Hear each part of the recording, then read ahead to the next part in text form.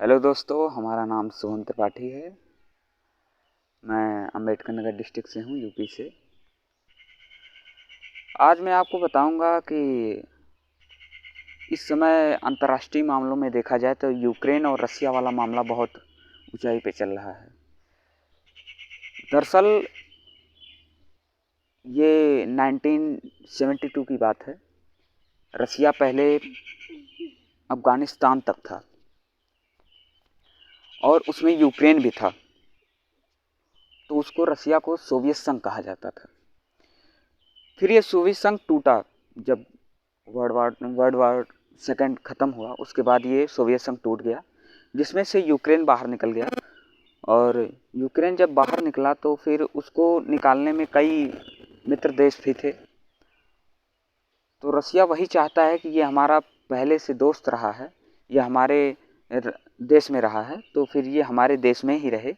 इस वजह से रसिया इस समय यूक्रेन पे आक्रमण करना चाहता है, उसको कब्जा करना चाहता है।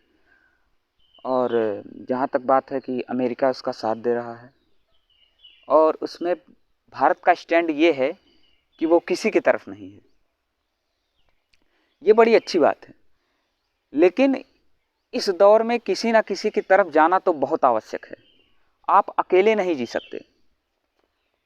आप देखिए, जब भारत आज़ाद हुआ था तो रूस, चाइना और अमेरिका, इस टाइम में जब शीत युद्ध हो रहा था रसिया और अमेरिका में, तो भारत गुटनिरपेक्ष था, सबसे हट के था।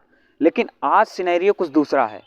आज अकेले नहीं हो सकता, उसको किसी ना किसी पक्ष में ज़रूर जाना चाहिए, और मेरे हिसाब से उसे रसिया की तरफ जाना चाहिए, क्योंकि रसिया हमारे 62 में हमारा हेल्प किया था बहुत ज़्यादा। और ये आज जो हमारा अमेरिका जो दोस्त बना पड़ा है, ये दोस्त नहीं है, ये मौका परस्त आदमी है, मौका परस्त देश है अमेरिका।